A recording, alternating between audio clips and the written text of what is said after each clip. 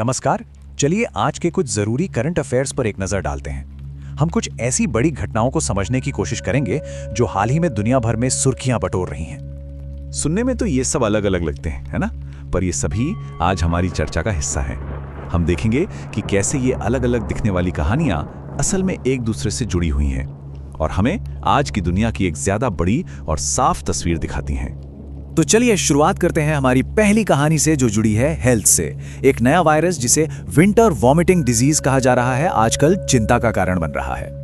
तो आखिर ये विंटर वॉमिटिंग डिजीज है क्या भला? नाम तो बड़ा अजीब है, लेकिन इसके पीछे का जो वायरस है वो काफी सीरियस है। चलिए इसको थोड़ा समझते हैं।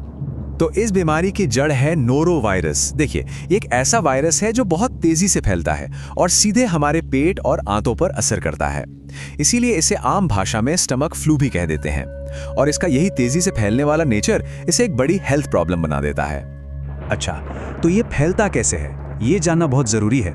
ये सीधे एक इंसान से दूसरे इंसान में फैलता है। हाँ, एक राहत की बात यह है कि ये जानवरों से इंसानों में नहीं आता, पर अमेरिका में इसके केस जिस तेजी से बढ़ रहे हैं उसने इसे ग्लोबल चिंता का विषय बना दिया है। और जो बात इसे और भी ज्यादा गंभीर बनाती है वो ये है कि फिलहाल इसकी कोई वैक्सीन नहीं है। जी हाँ, कोई टीका उपलब्ध नहीं है। मतलब साफ है, बचाव और साफ सफाई ही एकमात्र उपाय है। तो हेल्थ की बात हो गई, अब चलते हैं नेशनल सिक्योरिटी की तरफ। यहाँ भारत अपनी डिफेंस कैपेबिलिटी को और मजबूत करने के लिए एक बहुत बड़ा कदम उठा रहा है।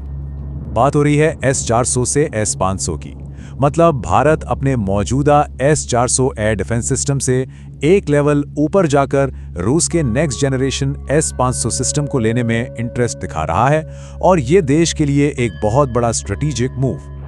अब S-400 और S-500 में फर्क क्या है ये समझना जरूरी है। देखिए, S-500 सिर्फ एक अपग्रेड नहीं है, ये टेक्नोलॉजी में एक जबरदस्त छलांग है।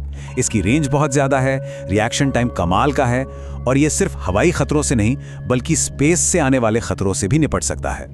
600 किलोमीटर, सोचिए जरा, इसकी रेंज है 600 किलोमीटर। ये S-400 से पूरे 200 किलोमीटर ज्यादा है।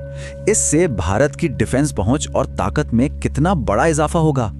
और रेंज ही नहीं, स्पीड भी देखिए। इसका रिएक्शन टाइम है सिर्फ 3 से 4 सेकंड, यानी S-400 से लगभग 3 गुना तेज।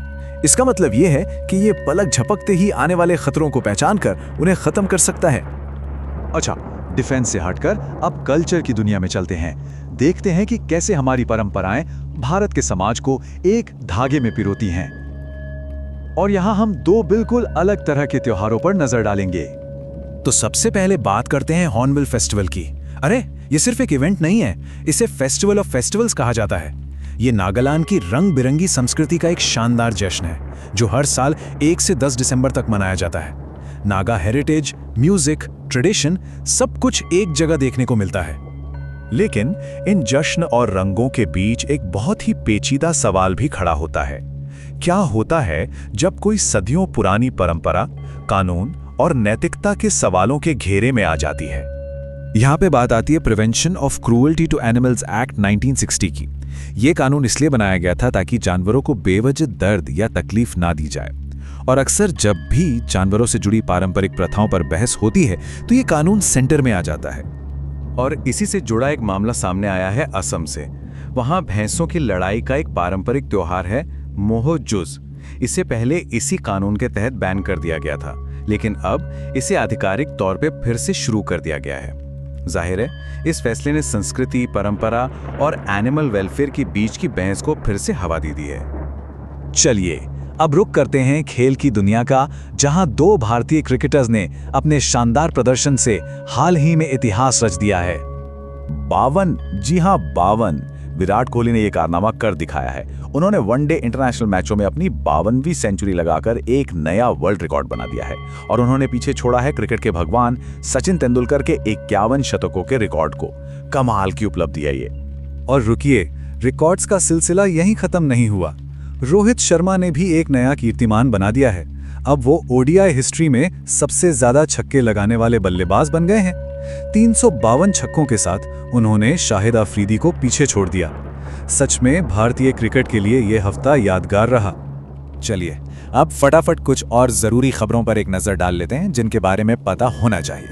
तो आर्ट और ह्यूमैनिटीज से दो बड़ी खबरें हैं। पहली, 56वें इंटरनेशनल फिल्म फेस्टिवल में बेस्ट फिल्म का गोल्डन पीकॉक अवार्ड मिला है वियतनामी फिल्म स्किन ऑफ यूथ को। और दूसरी तरफ भारत ने ऑपरेशन सागर बंधु के तहत साइक्लोन से प्रभावित श्रीलंका की मदद के लिए राहत सामग्री भेजी है, जो पड़ोसी देशों के साथ उसकी मजबूत दोस्ती को दिखाता है। और अब कुछ खबरें स्पोर्ट्स और एग्रीकल्चर से। 25वें समर डेफलिम्पिक्स में टीम इंडिया ने 20 मेडल जीतकर इतिहास रच दिया है। ये एक बहुत बड़ी कामयाबी है। वहीं दार्जिलिंग के मशहूर मैंड्रिन संतरे को जीआई टैग मिल गया है, जो इसकी खास पहचान और क्वालिटी की गारंटी है। तो आज की ये सारी बातचीत खत्म करते हुए हमें कल्चर की ताकत याद आती है।